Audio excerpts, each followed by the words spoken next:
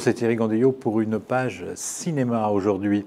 Eh bien donc deux films américains, mais deux films qui sont inspirés par des Français. Le premier, très célèbre, Les Misérables, et c'est une histoire absolument incroyable puisqu'il y a une trentaine d'années, deux jeunes Français, Alain Boublil et Claude Michel Schoenberg, se lançaient dans une aventure improbable qui consistait à faire une comédie musicale à partir des Misérables.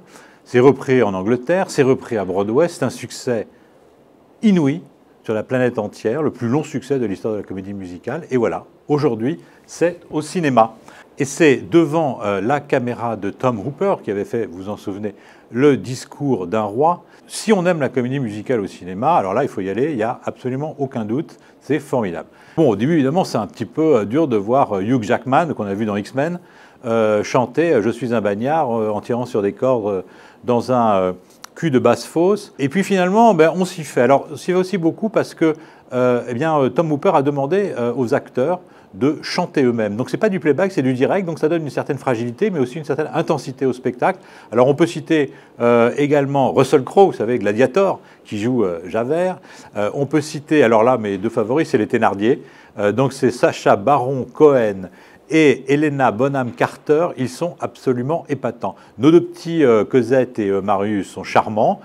Paris est un petit peu, pour dire, passé à la palette graphique, hein, on ne reconnaît pas trop. D'ailleurs, il y a des scènes qui sont tournées à Londres, donc ça peut aussi expliquer cela. Mais bon, finalement, c'est un peu kitsch, ça dure 2h30, mais allez-y, et puis à vous de juger. Le deuxième film dont je voulais vous parler, c'est Passion de Brian De Palma. Bon, Brian De Palma, une légende, Phantom of Paradise, Carrie, Pulsion, Mission Impossible, et que sais-je encore. Là, il a adapté le film de Alain Corneau qui s'appelait Un crime d'amour, un joli film d'ailleurs, qui date de 2010. Un film très sombre, très noir sur le harcèlement en entreprise. Christine, très solaire, c'est Rachel McAdams, un petit peu perverse, un petit peu sadique, elle joue comme ça avec ses subalternes, elle leur met des traquenards, elle s'approprie leurs idées, elle en récolte les fruits, et puis comme elle est très séduisante, tout le monde tombe dans le panneau.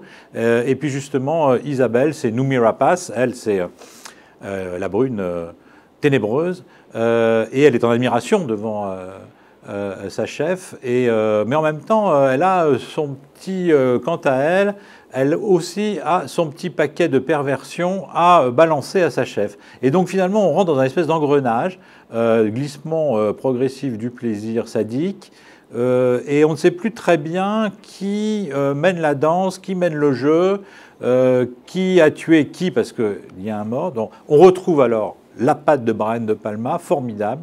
Beaucoup d'inventions visuelles dans ce film qui se regarde avec beaucoup de plaisir et pas mal de frissons également. À la semaine prochaine.